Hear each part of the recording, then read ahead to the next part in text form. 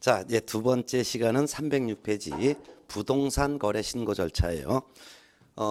신고 절차에서도 한 문제를 냅니다. 306쪽 부동산 거래 신고 절차. 부동산 거래 신고 절차라는 것은 부동산 거래 신고서를 제출하는 절차예요. 근데 제출하려면 먼저 신고서를 작성해야 되겠죠. 신고서를 작성하여 그다음에 이제 제출을 하는데 제출하는 방법. 그러면 신고서를 작성하는 방법과 제출하는 방법. 이게 바로 부동산 거래 신고 절차가 되는 거죠. 절차. 네, 절차. 여기서 한 문제를 또한 출제합니다. 그럼 먼저 신고서를 작성해야 되겠죠. 그러면 부동산 거래 신고사항이 우리가 방금 전 시간에 어떤 거를 신고해야 된다 그랬어요. 개공이 신고할 때는 당모가지, 개대가리, 개도조회. 거래 당사자가 신고할 때는 개공을 빼고서 당모가지, 개대가리, 조화해. 그래서 신고하는 사항은 우리가 방금 전에 보셨듯이 당모가지와 개대가리는 개도 조화해. 요거를 신고하는 사항이었죠. 요거. 그중에서 이제 개공이 신고할 때는 개공의 인적 사항과 개공의 등록에 관련된 사항으로서 개공의 사무소의 소재지, 명칭, 연락처를 같이 신고하되 거래 당사자가 신고할 때는 개공이 없으므로 개공의 인적 사항과 개공의 소재지, 명칭, 연락처 이거는 신고 사항이 빠지는 거죠. 그럼 당사자부터 봅니다.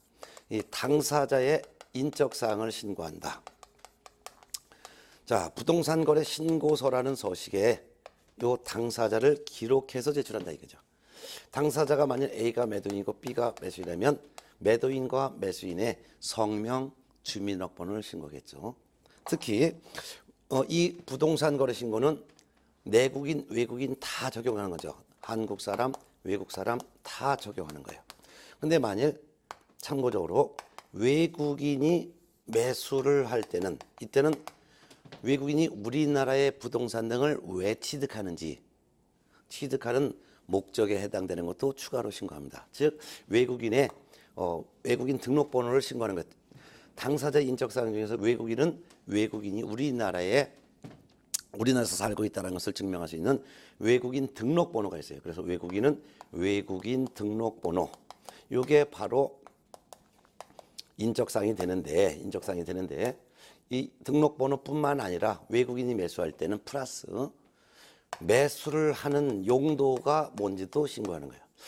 이 부동산을 매수하는 용도가 뭔지 이것도 추가하도록 신고하죠. 우리나라 사람은 부동산 등을 매수하는 용도를 신고하지 않고 외국인만 추가로 외국인 등록번호 플러스 매수 용도까지 신고합니다. 그 다음에 이제 목적 부동산인데요. 신고하는 목적의 부동산에 대해서도 신고하는 거예요. 자, 이 부동산의 소재지는 어디에 있습니다. 지번은 몇 번째입니다. 이 지목은 어떤 토지, 이 토지의 지목은 뭐고요. 그 다음에 이 계약한 부동산의 종류는 어떤 부동산인데 면적은 몇 제곱미터입니다. 이런 것을 신고하는 거죠. 여기가 중요한 건데 일단 소재지와 지번은 토지와 건물에 대해서 소재 지번은 다 신고하죠. 근데 문제는 참고적으로 집합 건물인 경우에 있죠. 아파트 같은 집합 건축물인 경우에는 소재지를 신고할 때 소재와 지번뿐만 아니라 몇 동 몇 호입니다. 동 호수까지도 신고를 해야 되겠죠. 네.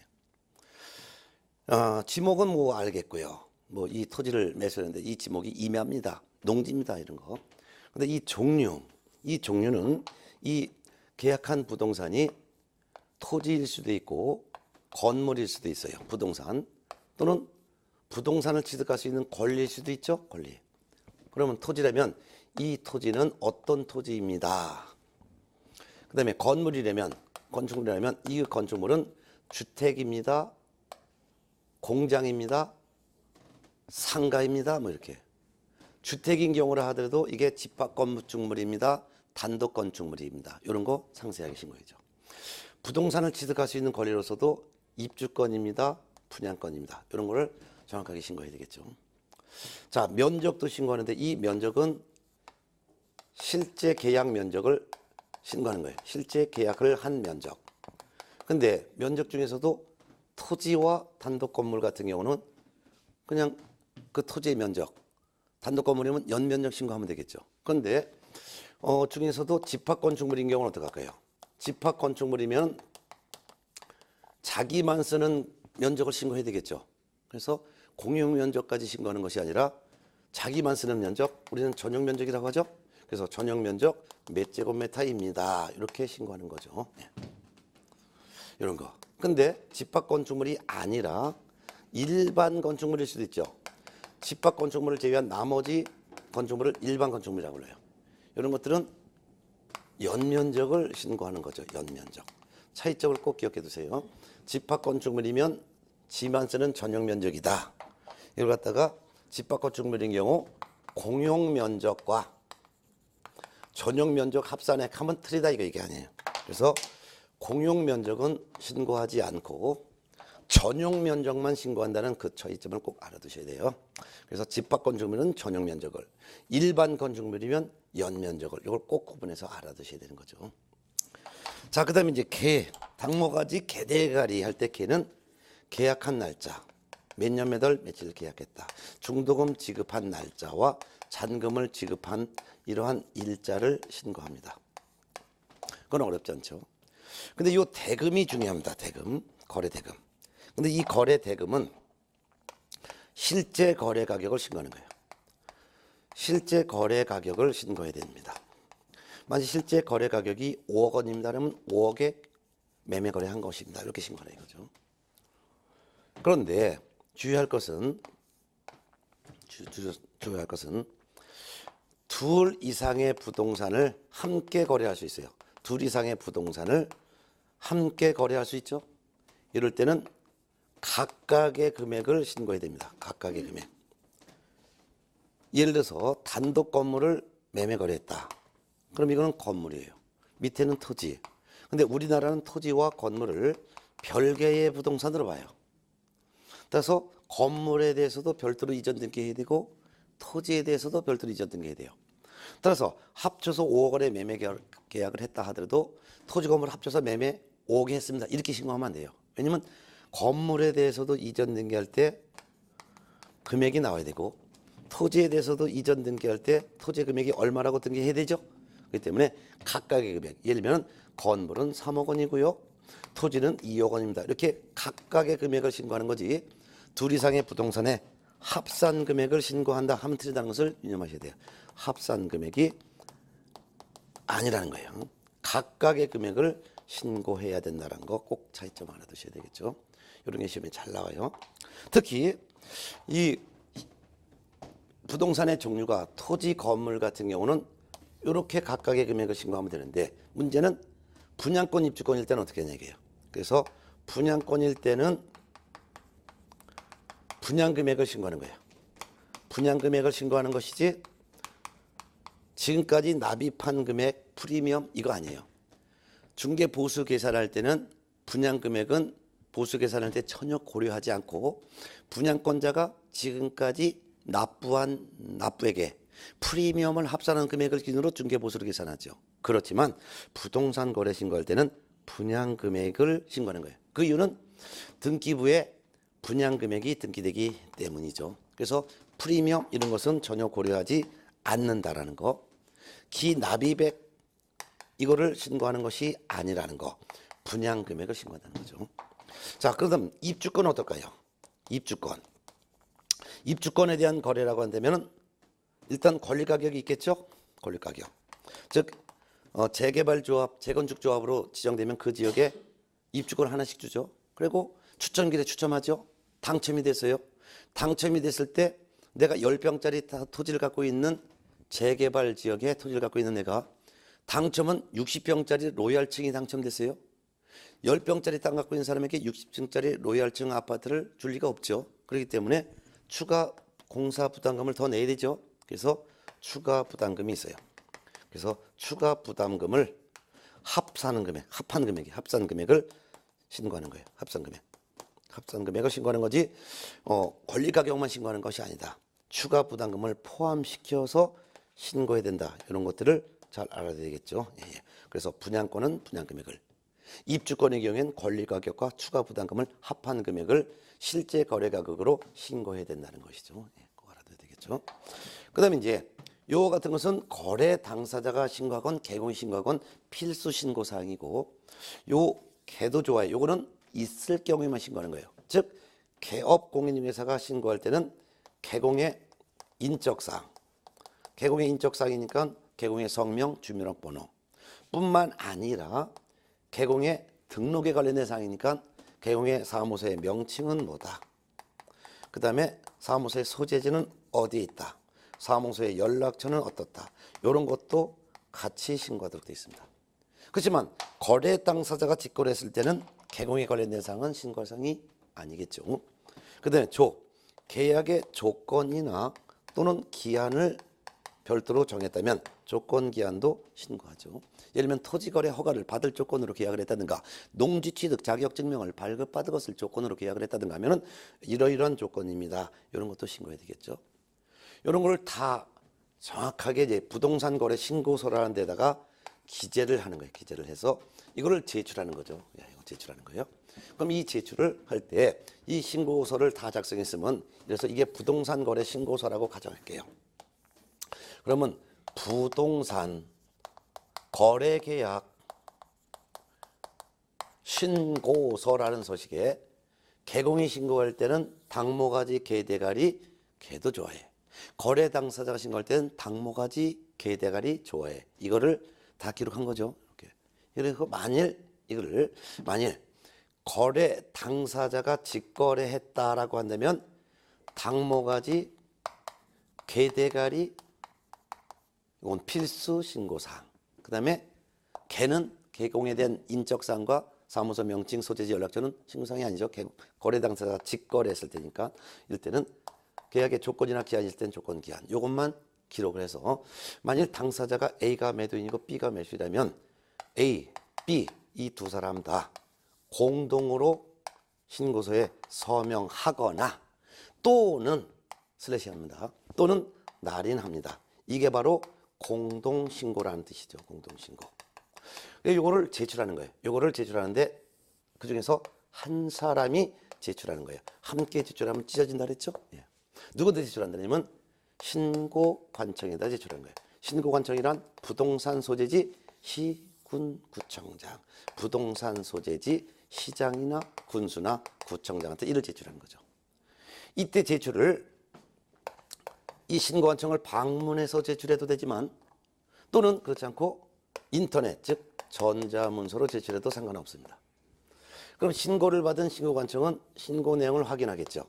신고 내용을 확인한 후 지체 없이, 지체할 사유가 없으면 곧바로 지체 없이 신고서를 제출한 사람한테 제출을. 만일 매도인과 매수인이 공동으로 서명 또는 날인했는데 B라는 매수인이 제출했다면 매수인에게 지체 없이 부동산 거래 신고 필증을 발급해 줍니다. 부동산 거래 신고 필증을 발급해 주는 거예요. 이 부동산 거래 신고 필증 이걸 지우고 여기다 쓸까요? 주는 게 바로 이름이 부동산 거래 신고 필증. 요거를 발급해 주는 거예요. 발급해 주는 거예요. 누구한테? 신고서를 제출한 사람한테. 근데 이 부동산 거래 신고 필증에는 요 신고 내용이 다 기록돼 있죠. 당모가지, 개대가리, 좋아해. 요게 다 기록돼 있고, 부동산이 만일 지금 여러분이 공부하고 계신 노량진이라면 동작구청장한테 제출했겠죠? 만일 부동산이 동작구 노량진 등이라면 몇 년 몇 월 며칠 부동산 거래 신고를 하였음을 증명합니다 해놓고 동작구청장 직인이 딱 찍혀져 있는 신고필증을 말하는 거죠. 이거 제출도 부동산이 만일 서울특별시 동작구 노량진 등에 있으면 동작구청장 귀하 이렇게 해서 제출하는 것이고요. 그렇죠? 네. 자, 이런 거예요. 그럼 요걸 갖다 발급받아서 요거를 등기소에 제출하면은 소유권 이전 등기해 주죠. 그럼 이전 등기가 되면 등기부가 정리되겠죠. 그럼 소유자가 A에게서 B로 이전됐잖아요. 그러니까 B 앞으로 이전 등기를 등기소에 해주겠죠. 그럼 등기부가 정리되는 거예요. 등기부는 표제부, 갑구, 을구가 있는데 소유자의 변동사항은 갑구가 정리되는 거죠. 그래서 갑구라고 하는 소유권에 관련된 내용을 기록하는 등기부가 바로 갑구예요. 그러면 갑구가 등기부가 딱 보면은 갑구 이렇게 돼 있고, 왼쪽은 순의 번호 이렇게 돼 있고, 그 다음에 오른쪽은 뭐라고 되어 있냐, 사항란 이렇게 돼 있죠. 사항란이라는 것은 등기 내용 기재란이라는 뜻이죠. 1순위는 무조건 보존 등기가 되겠죠. 그럼 보존 등기 이렇게 돼 있죠. 보존 등기 원인은 없던 건물이 생겼으면 신축 이렇게 되겠죠. 신축. 그리고 보존 등기일자 몇 년 몇 월 며칠 날. 그리고 보존 등기한 소유자가 A다. A의 성명과 생년월일 이렇게 딱 내와 있겠죠.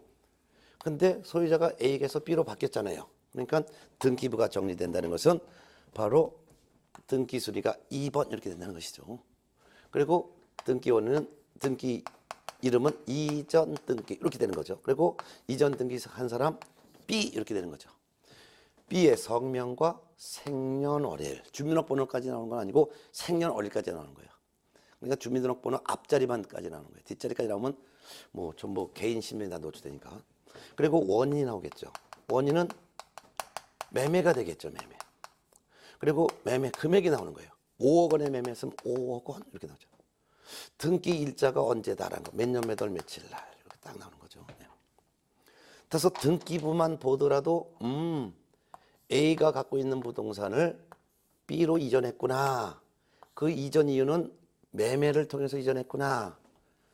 판 금액은 5억 원에 팔았구나. 이런 내용이 다 알게 함으로써 부동산 거래 신고 등에 관한 법의 목적 자체가 우리가 첫 시간에 공부했죠. 부동산 거래 신고 등에 관한 법의 목적은 부동산 거래에 대해서도 부동산 거래에서도 신고 및 허가 등에 관한 사항을 정하여 건전하고 투명한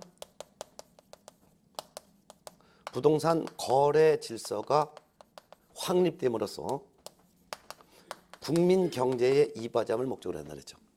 그래서 건전하고 투명한 거래 질서가 확립된다는 것은 거래 내용이 남들도 다 할 수 있게 함으로써 그 말이죠. 자, 이런 거예요. 그런데 참고적으로 우리가 첫 시간에 거래 당사자가 만일 거래 당사자 일방에 국가가 있다면, 예를 들면 A는 우리나라 개인인데 B가 만일 국가나 또는 공공단체가 매수할 수도 있죠. 그러면은 만일 이게 만일 국가 등이라면, 국가 등이라서는 국가 공공단체를 포함하는 거예요. 그러면 이때는 우리나라 매도인은 신고서를 서명 날인하는 의무가 없고, 이때는 국가 등 B만, 국가 등만 서명 또는 날인을 하는 것이고, 우리나라 매도인은 개인은 신고서에 서명 또는 날인도 하지 않습니다. 요거는 단독 신고가 되겠죠. 그래서 단독 신고라는 것은 거래 당사자 중 일방이 국가 등일 때는 국가 등만 단독으로 서명 또는 날인하여 이를 신고관청에 제출을 하는데, 방문 제출 또는 전자문서 제출해도 상관없다 이거죠.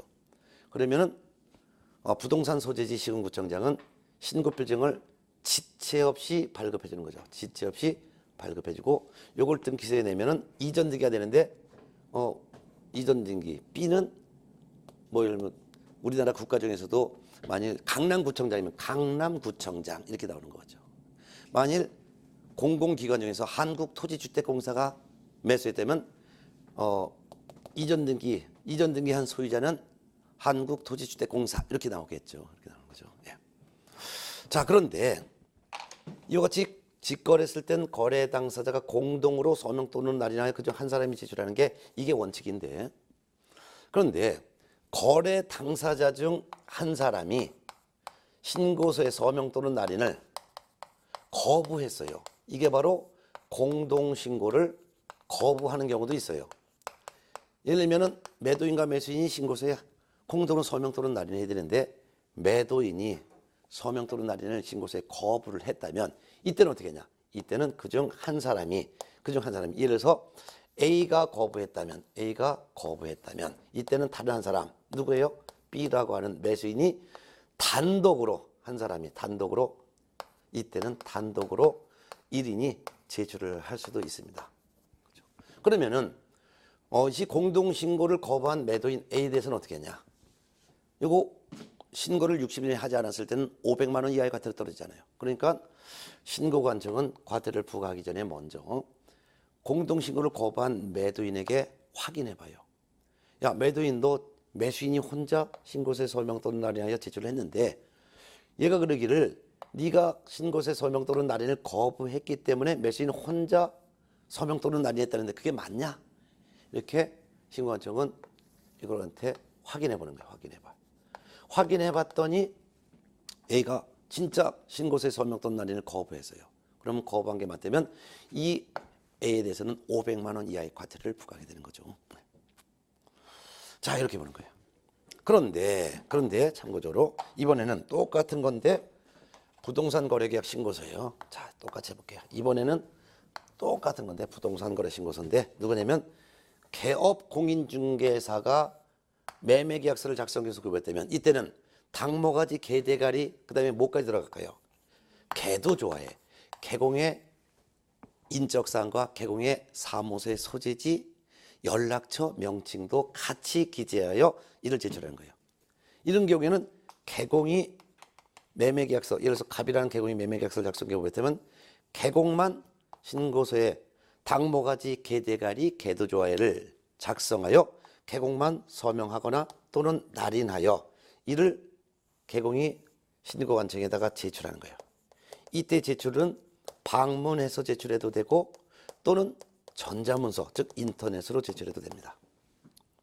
그렇다면 개공이 신고서를 작성해서 제출할 때는 개공만 신고서에 서명 또는 날인하는 거지 거래 당사자인 매도인과 매수인은 서명 또는 날인을 하지를 않는 거죠. 아무런 의미가 없다 이거죠.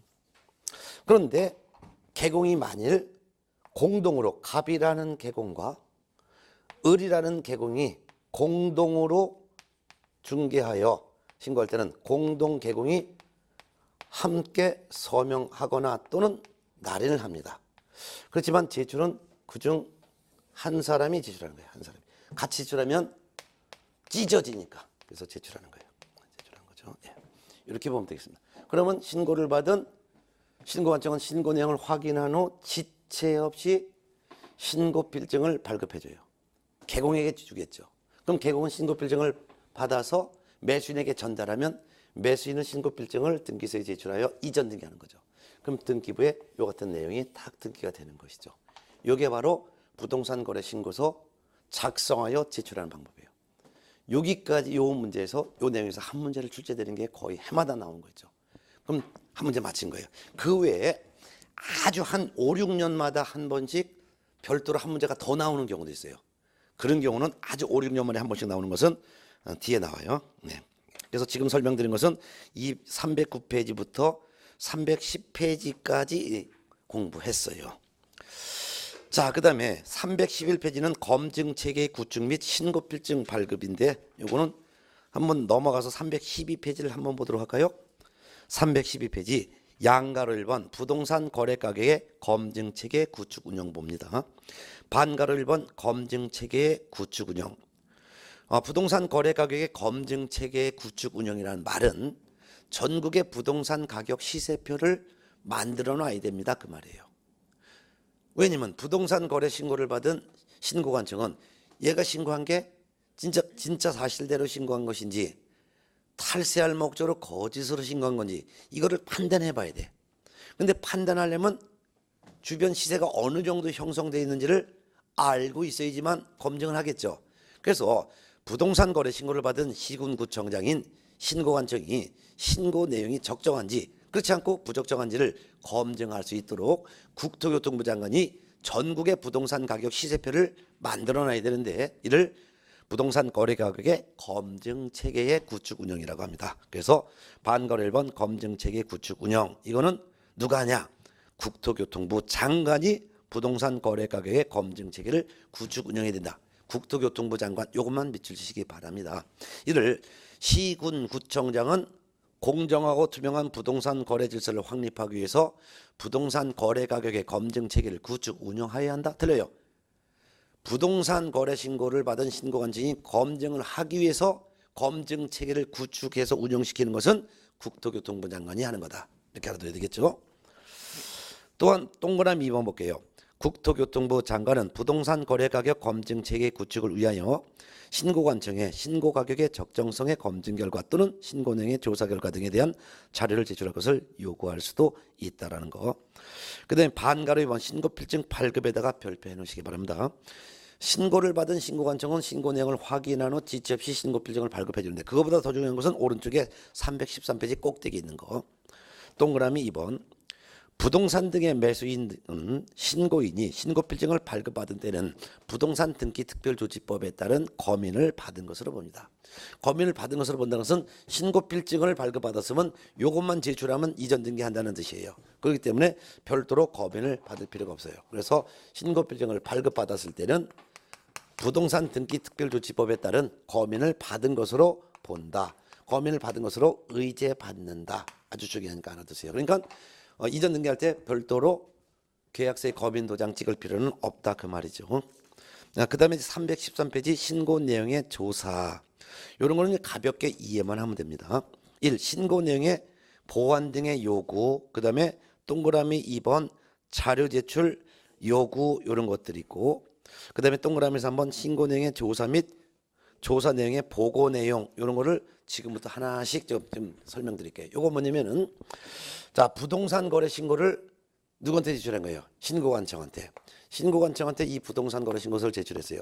그럼 신고관청은 국토교통부 장관이 만들어 놓은 부동산 거래 가격의 검증 체계, 즉 전국의 부동산 가격 시세표에 합당하게 신고했는지 신고 내용을 확인해 보는 거예요. 신고 내용을 확인해 봤더니 신고 내용이 누락되어 있어요. 즉 필수 신고사항이 빠졌다 이거예요. 또는 정확하지 않아요. 그러면은 신고 내용이 빠졌으니까 누락된 부분은 신고서를 제출한 사람한테 보완하라라는 보완 명령도 할 수 있고 신고 내용이 정확하지 않으면 매매계약서도 갖고 와봐라 4번을. 매매계약서 4번 갖고 와봐라 하는 거예요. 본래 부동산 거래 신고를 하는 것은 부동산 거래 신고서에 신고 내용만 기록하여 신고서만 제출하는 거지 계약서의 원본이나 사본까지 제출하는 것은 아닙니다. 그렇지만 신고서를 받은 신고관청은 신고 내용이 정확하지 않으면 신고서를 제출한 사람에게 매매계약서 사본도 갖고 와봐라 라는 제출 명령도 할 수 있습니다. 네, 그런 거죠. 예. 그리고 신고 내용을 조사했으면 조사한 내용을 신고관청은 보고해야 돼요. 그게 바로 314페이지입니다.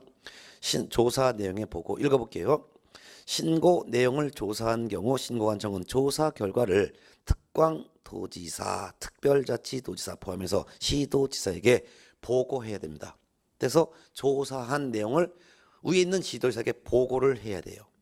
그럼 보고받은 시도지사는 가만히 아니에요. 또 국토교통부 장관에게 또 시도지사는 또 보고를 해야 됩니다. 그게 바로 314페이지에 나와 있죠. 예. 자, 그럼 이런 걸 보셨습니다. 예. 그 다음에 반가로 2번 314페이지 위에서 8번째 줄 신고 내용의 적정성 검증. 신고관청은 신고 받았을 때는 국토교통부 장관이 만들어 놓은 부동산 거래 가격의 검증 체계를 활용하여 즉 신고의 적정성을 검증해야 됩니다. 만일 국토교통부 장관이 만들어 놓은 검증 체계에 합당하면 신고가 적정하다라고 할 것이고 그 장관이 만들어 놓은 거래 가격 검증 체계에 합당하지 않으면 신고 내용이 부적정하다라고 이와 같이 판단하겠죠. 그러면 동그라미 2번 신고관청은 검증했으면 검증한 결과를 해당 부동산 소재지 관할 세무서장에게 통보를 해야 돼요. 왜? 세무자료로 쓰라고. 그럼 통보를 받은 세무서장은 이를 국세부가 또는 지방세 부과를 위한 과세 자료로 활용하게 되는 거죠. 예를 들면은 실제 매매 금액이 만일 5억이라고 신고했어요. 근데 국토교통부 장관이 만든 거래 가격의 검증 체계인 전국의 부동산 시세표는 이게 한 7억 정도가 시세라 이거야. 그럼 상당히 2억 정도나 차이가 나게 신고한 것 같아요. 그러면 일단 이건 부적정합니다 라는 검증을 내용은 이건 신고 내용이 부적정합니다 라는 의견을 달아서 세무서장한테 보내주는 거예요. 그럼 세무서장은 국세와 지방세 부과를 할 때 과세 자료를 쓰는 거죠. 국세라는 것은 양도소득세가 되는 것이고 지방세는 바로 취득세가 되는 거죠. 그러면 양도소득세 진짜 제대로 내는지 이거 확인해보고 또한 취득세 탈세인 것 같으니까 세무조사를 들어가는 거죠. 예. 자, 그다음에 큰 3번 신고 후에 별도의 조치 사항이라고 있습니다. 신고 후에 별도의 조치 사항은 한 4, 5년에 한 번 정도 나올까 말까 할 정도로 출제 비중은 거의 약합니다. 그러면 양가로 1번 부동산 등에 관한 거래계약의 해제 등 신고라는 게 있고, 그 다음에 양가로 2번 부동산 거래 신고행의 정정 등이 있어요. 정정 다음에 신청이라고 쓸까요? 정정 신청 등.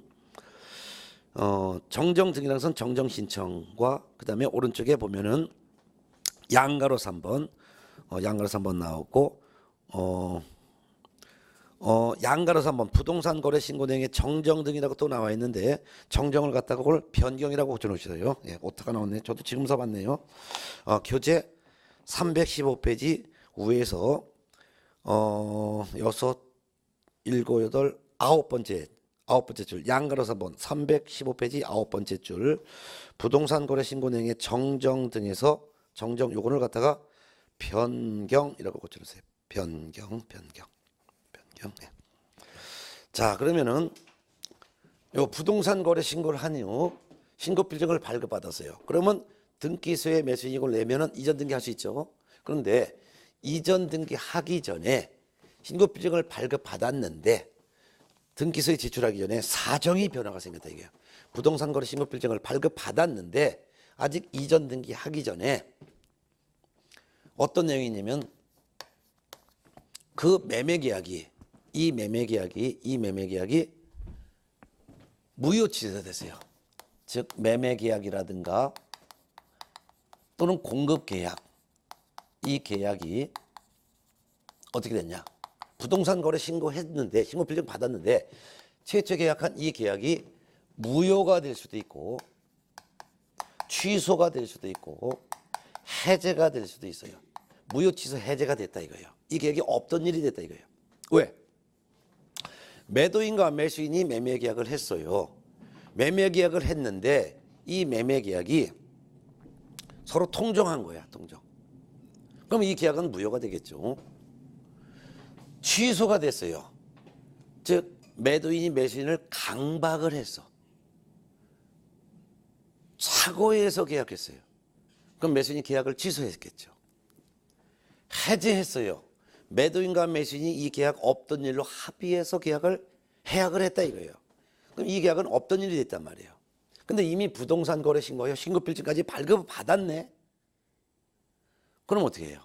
이 계약은 무효 취소 해제가 되었습니다 라는 신고를 별도로 할 수 있어요. 이를 부동산 거래 계약의 해제 등의 신고라고 하고, 해제 등의 신고를 신고관청에다가 할 수 있다 이거예요. 할 수 있다는 것은 해도 되고 하지 않아도 된다는 거죠. 해제 등의 신고하는 방법은 부동산 거래 해제 등 신고서라는 서식이 있는데 이 해제 등의 신고서라는 서식에 이 계약은 몇 년 몇 월 며칠 무효가 됐습니다. 몇 년 몇 월 며칠 매수인이 계약을 취소했습니다. 또는 몇 년 몇 월 며칠자로 매도인과 매수인이 합해서 계약을 해약했습니다라는 이러한 사유를 기록한 해제 등의 신고서를 신고관청에 제출을 할 수 있다 이거죠. 이건 방문 제출해도 되고 전자문서로 제출해도 상관없습니다. 그래서 방문 제출하건 또는 전자문서 제출하건 상관없어요. 그럼 해제 등의 신고를 제출받은 신고관청은 이 계약은 없던 일이 됐죠. 그러니까 이 계약은 해제가 되었습니다. 해제 등이 되었다라는 확인서를 발급해 주는 거예요. 확인서를 발급해 주는 거예요. 그럼 이 계약은 아주 없던 일이 된 거죠. 네. 그런데 양가로 이번에는 뭐냐면 부동산 거래 계약이 어떻게 되냐면 처음에 신고할 때는 잘못 신고했어요. 맨 처음에 부동산 거래 신고를 잘못 신고했어요. 잘못했어요. 잘못 신고했다 이거예요. 부동산 거래계약 신고서에 기재하는 것을 잘못 기재해서 신고서를 제출했다 그 말이에요. 그러니까 신고필증도 잘못 신고한 대로 기록하여 신고필증이 발급됐겠죠. 요거를 등기소에 제출할 수는 없다 이거예요. 그래서 부동산 거래 신고를 할 때 잘못 신고했다면 이때는 신고서를 제출한 사람이 신고관청에다가 뭘 할 수 있냐면 부동산 거래 계약의 정정합니다. 신고 내용을 정정합니다.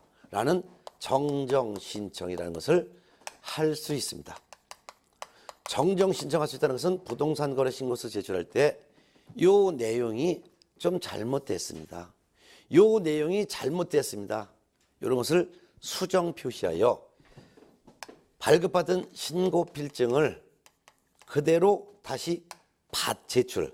신고 필증의 어떤 부분이 잘못됐습니다라고 수정 표시하여 신고 필증 받은 걸 그대로 반납하는 방법으로 신고관청에 제출하는 거죠. 이 정정 신청할 수 있는 사유가 개정됐다는 것을 제가 자료 올려드리고 박스에 만들어 놓으세요. 네. 그러면 정정 신청도 방문 제출할 수도 있고 또는 전자문서로 제출할 수 있는데 정정 신청을 받은 신고관청은 이 신고필증 요거는 여기다가 다시 돌려줄 수는 없잖아요. 그러니까 요 신고필증 반납한 신고필증은 파기시켜버리고 정정된 내용을 기록한 새로운 신고필증을 다시 만들어서 재발급을 해주는 거죠. 그럼 신고필증 새로 발급받아서 요거를 등기소에 낸다 그 말이 되는 거죠. 어렵진 않은 거예요. 자, 그 다음에 세 번째는 부동산 거래의 변경 신고라는 게 있는데 이거 뭐냐면 부동산 거래 신고를 제대로 했어요. 신고를 정확하게 했습니다. 정확하게 신고했어요.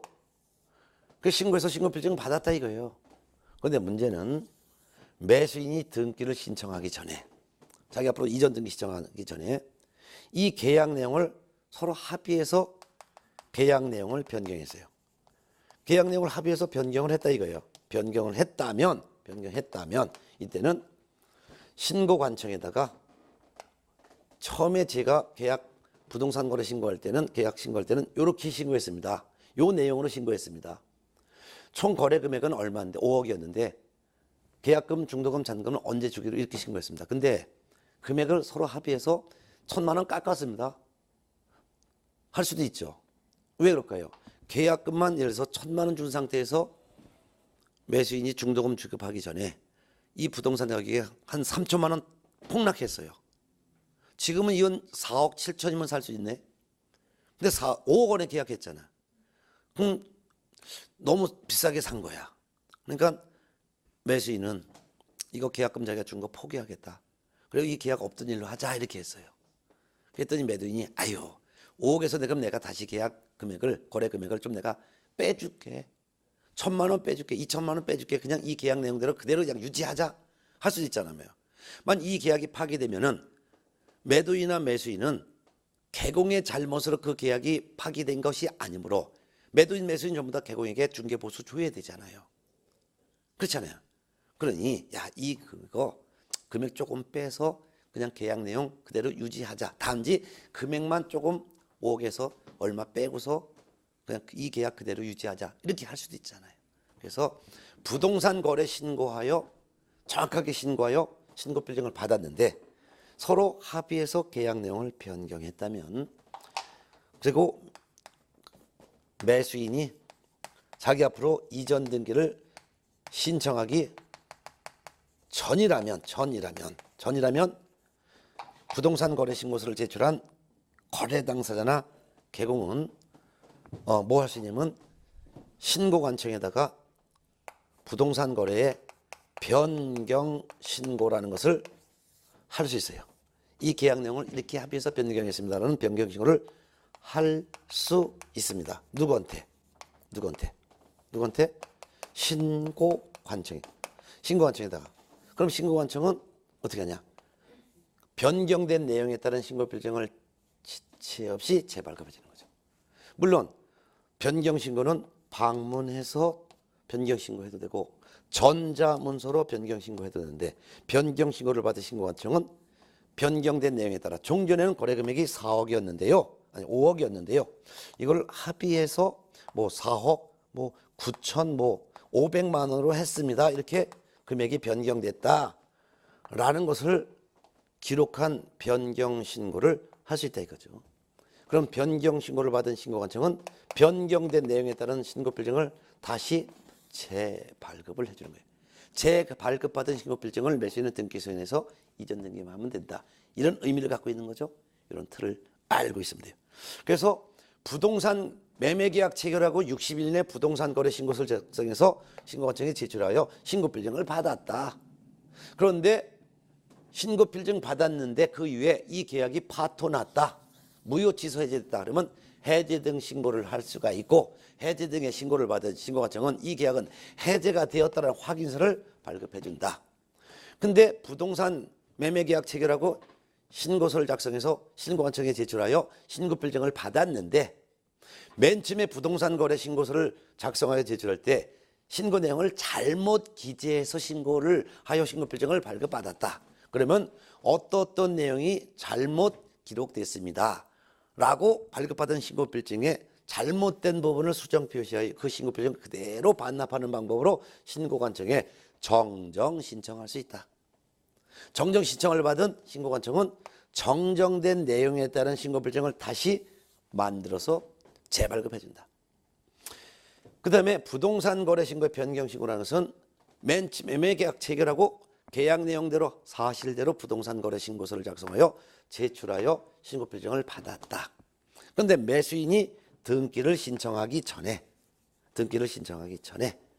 합의해서 계약 내용을 변경했다면 계약 내용을 이렇게 변경했습니다라는 변경 신고를 신고관청에 할 수 있다.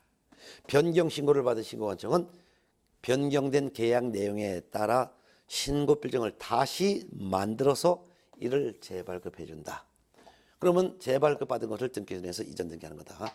특히 정정 신청 사유와 변경 신고 사유가 개정이 된 내용을 제가 올려드렸으니까 좀 고쳐놓든가 그렇지만 아주 오려서 붙여놓는 게 좋을 것 같습니다. 예. 자, 과태료가 나옵니다. 여기까지 하고 오실 거예요. 316페이지 과태료가 나옵니다.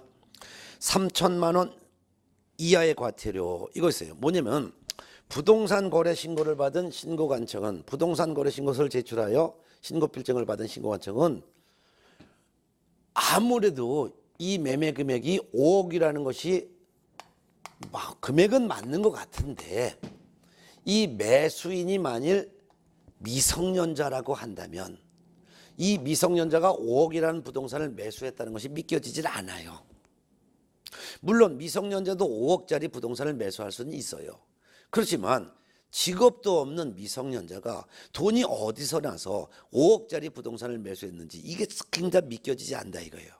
그런 경우에 부동산 거래 신고를 받은 신고관청은 부동산 거래 신고서를 제출한 자에게 이거 아무래도 이거 매수인이 이 돈을 자기 돈 갖고 한 것 같지 않고 누가 준 것 갖고 한 것 같은데 이거 믿겨지지 않다. 그러니 진짜 매수인이 매도인에게 5억이라는 거래대금을 지급하였다는 것을 증명할 수 있는 입금표 사본, 통장 사본 이런 거 갖고 와봐라 이런 명령을 할 수가 있어요. 이런 명령을 받고도 거래대금을 지급하였음을 증명할 수 있는 서류를 제출하지 않았을 때 3천만 원 이하의 과태료를 부과합니다. 네. 그 다음에 양가로 2번 500만 원 이하의 과태료라는 것은 계약을 했으면 60일 내에 신고해야 되는데 신고 의무자가 60일 내에 신고하지 않았을 때 이는 거래 당사자가 직거래했을 때 거래 당사자가 60일 내에 공동신고하지 않았거나 또는 직거래했을 때 거래 당사자 중 일방이 공동신고를 거부했을 때 그 사람도 500만 원 이하의 과태료예요.